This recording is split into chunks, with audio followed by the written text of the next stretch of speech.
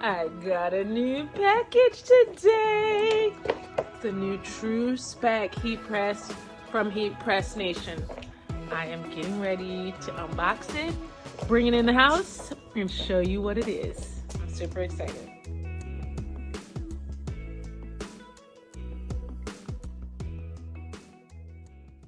Hey crafty friend, it's Courtney Brickner, the CV behind the Crafty Brick. Welcome to my YouTube channel.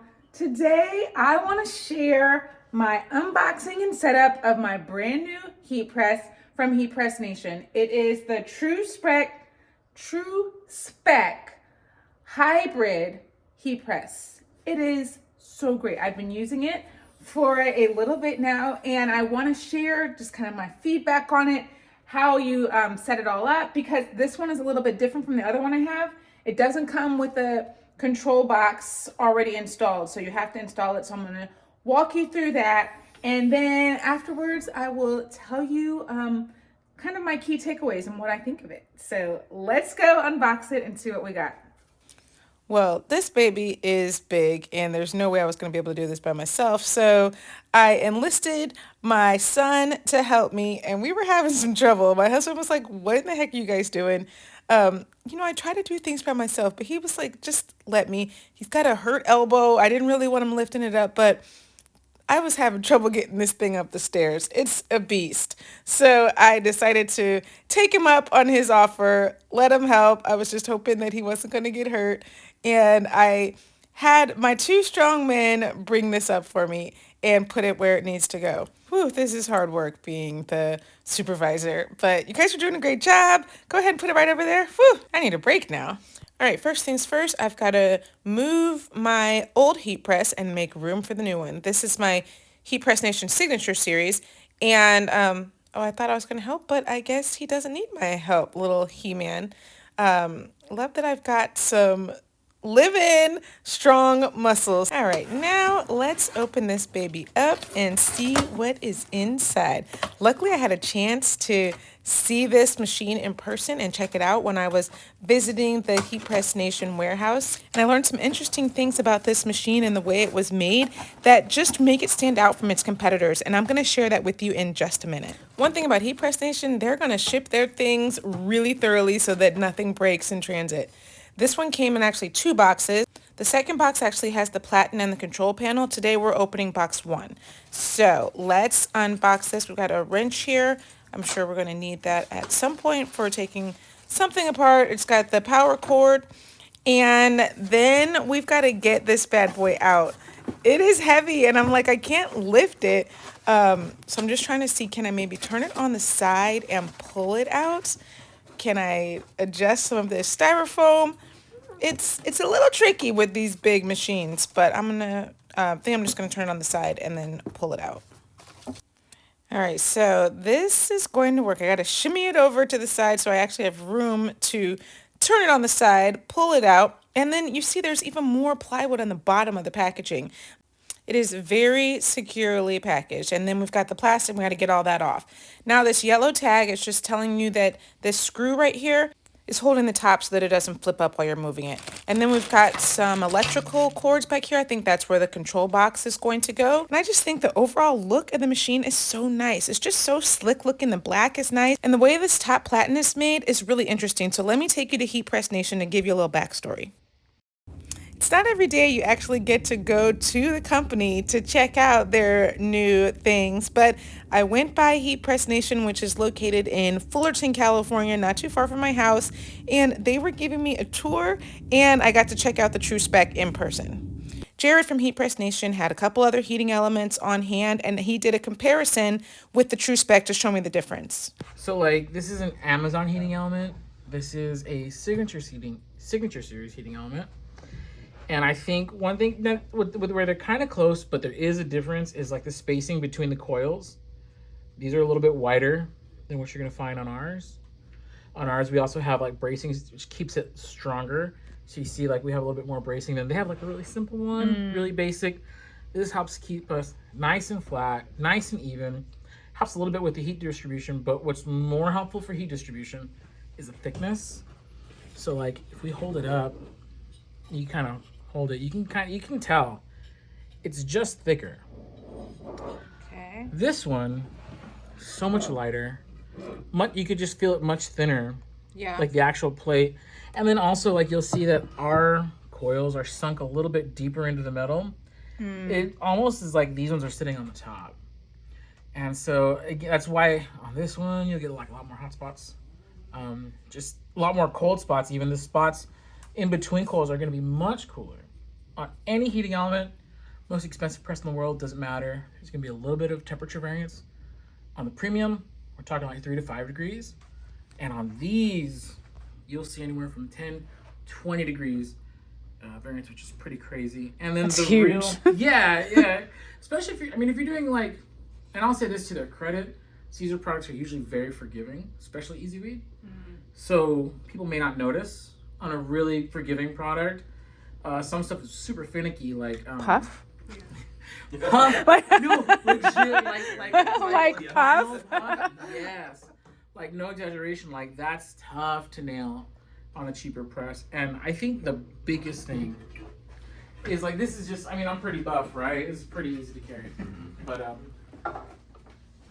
this element, it's a 1515, it's a little over 7.5 pounds, right? This other element, same 1515. I want something about to come a little over double, around double. Go for double. Yeah. So. All right. So much sturdier. So and this is like it's not like there's extra like anything in there, in the sense of like. How do I say that right? It's just raw material, is what it is. All the way from this comes with the extra material. And since we're pouring double, it's twice as thick. And it's just physics. Like you have twice as much mass, it's gonna retain and distribute the heat that much better.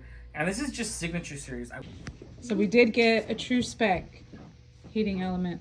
You cannot see the coils at all. So there's the signature series. Yeah, I'll bring that one back Here's over. the True Spec. But the coils are there. You just can't see them. There's aluminum poured on top of them. So that's where all the coils are. Yeah. And then obviously much more just even, because it's all just buried under an even thickness of aluminum. Solid aluminum, not aluminum and cheap alloy. It's like the real deal. So the heat That's retention impressive. is really good on that thing. You can, really we designed this machine to be a full industrial unit, and those users, they're using that machine all day long, one after the other. If you don't have a thick enough element, what ends up happening is that you have too much heat dissipation, and you have to wait for the recovery that happens, right? And so, very proud of this guy. Very proud. We went ahead and weighed this one also, and it's 22.4, but because it's the 16 by 20 and not the 15 by 15, we calculated the pound per square inch, and the True Spec is definitely the heaviest. Now let's head back to the Crafty Bridge. First, I'm gonna unscrew this, and just so that I can open it up. Oh, that's where the platens are gonna go. Actually, now I'm thinking about it, I have to move it up on the counter. So let's screw it back in, and then we'll move it first, and then we'll unscrew it. All right, now we're going to open up box number 2. This is the lower platen and the control panel. Because like I said before, the control panel is separate. They did this because it really makes it a lot easier if you've got an issue with your machine. If the control panel's not attached and you've got a problem with it, they can just send you a brand new control panel instead of sending you a whole new heat press, which is really genius when you think about it. And then here we've got the lower platen. It comes with a 16 by 20 platen, which is a great size. And then it's got this little square piece in the middle, and that's the place where you're going to change out different platens. This just slides on to the heat press, and there's other sizes that you can get for using different size garments to make it easier to press those items. Okay, it is in its new home. I do not have the lower platen on yet, or the control box. I have to scan the QR code here to get the assembly directions. I'm going to check those out. I'm actually going to figure out the instructions, so I don't want to mess it up. And then I will come back and we'll put the rest of it together, okay? Okie dokie. First, we've got 3 screws on the side of the control panel. We're going to unscrew the 3 on each side. because that is what's going to slip into the top of the press, and then we'll screw them back in. So we've got 3 on this side and 3 on this side.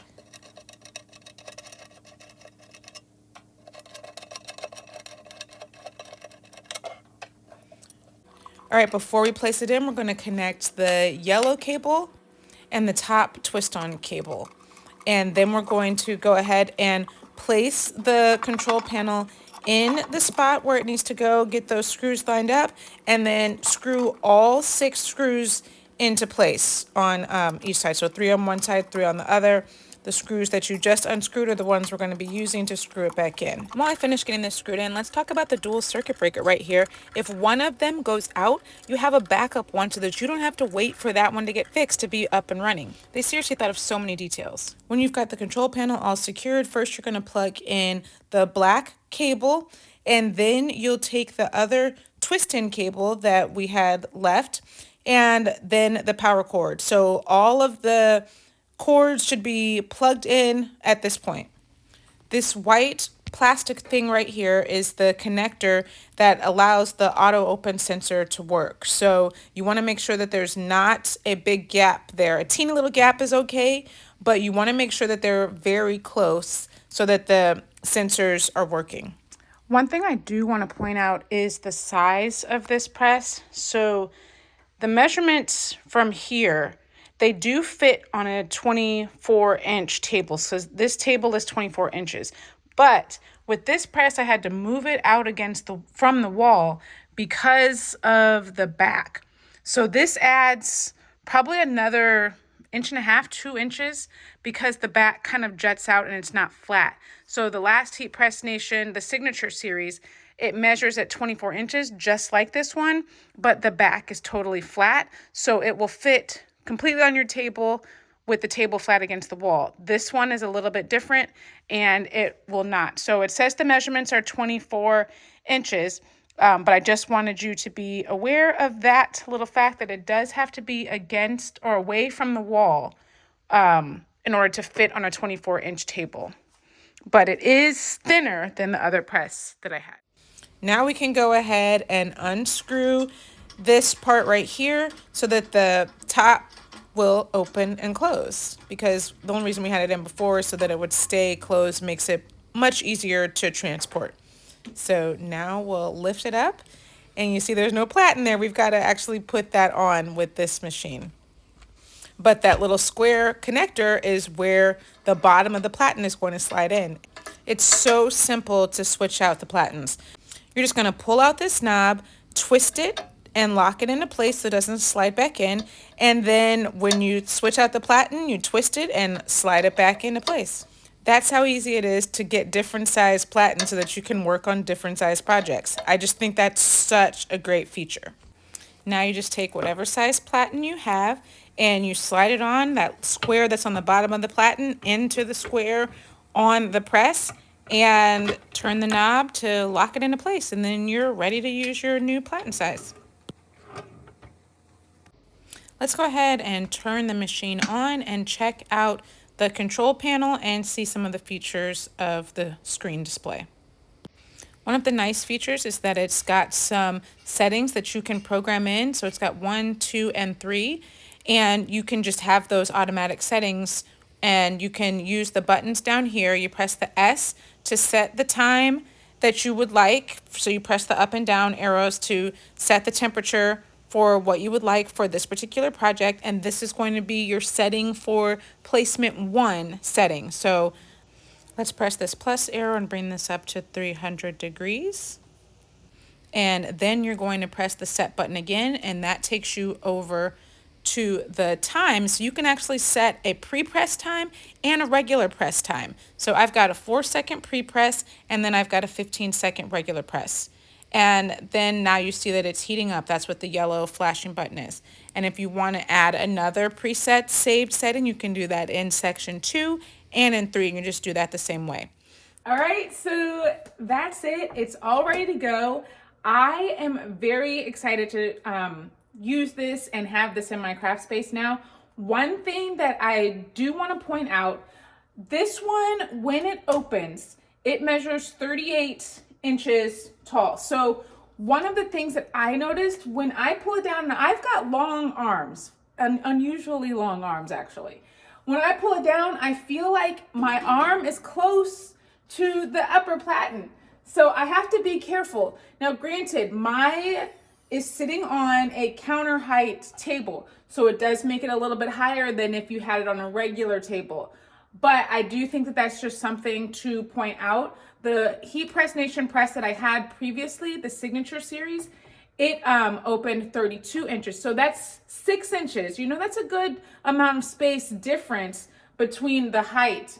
Now I had the 16 by 24 and it was the sideways one. So it does make sense why this one is a little bit taller, because this is the 16 by 20. So it's spanning out a little bit further from the back of the press. Hence, it's got to go up a little bit higher.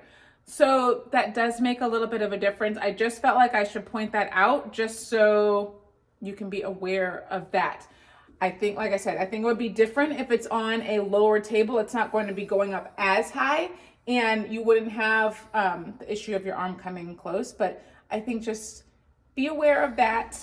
And I just wanted to share that little tidbit of information. The other thing that's really cool about this is that hybrid feature. Let's zoom in a little closer. All right, right now, when we close it, press it down, the pressure is set to 8. Let's release it and decrease the pressure a little bit. So we'll do 2 turns. Now the pressure is at 5. So you can use the knob to change your pressure, and the number will pop up top so that you can remember what the pressure is for the next time you want to do that project. And we're going to be able to see how it opens automatically here. That's because I've got this knob. I had it turned so that the metal side was down. If the metal side was up and I press it down, and it's going to do our countdown. Actually, let me start it back. The red button doesn't even work when you're doing the manual press because it doesn't open automatically when it's in the manual mode. So press it down. This is set for the 10-second pre-press. Now when the timer is finished, it's 3, 2, 1 right now. It's telling me that it's finished, but it doesn't open automatically. I need to lift it up because I don't have it in the auto open feature. When I flip it the other way and close it,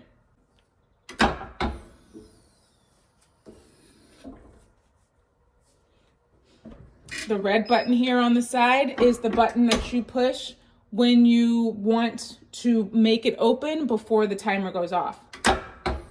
And then it will just release and open right back up. All right, so bottom line, I have always loved Heatpress Nation because I think their customer service is really good, their products are really good, and it was actually the very first press that I purchased when I started my the Crafty Brick business, almost 6 years ago. So I think that they always stand behind their products, and that just makes me happy to do business with them. So if you want information on the True Spec Hybrid press, check the description below. I've got the information there. And if you have any questions about this heat press or any other presses, if you want to chat about that, definitely drop a comment below and I will answer any questions that I can. And if I don't know the answer, then I will find it. But thank you for joining me today. I've really enjoyed sharing the features of this Heatpress Nation True Spec press. And I look forward to seeing you again. Don't forget, if you like this video, give it that thumbs up, turn on the notifications, and subscribe to the channel so that you don't miss anything crafty, because I will be back. And until then, stay crafty, my friends. Bye.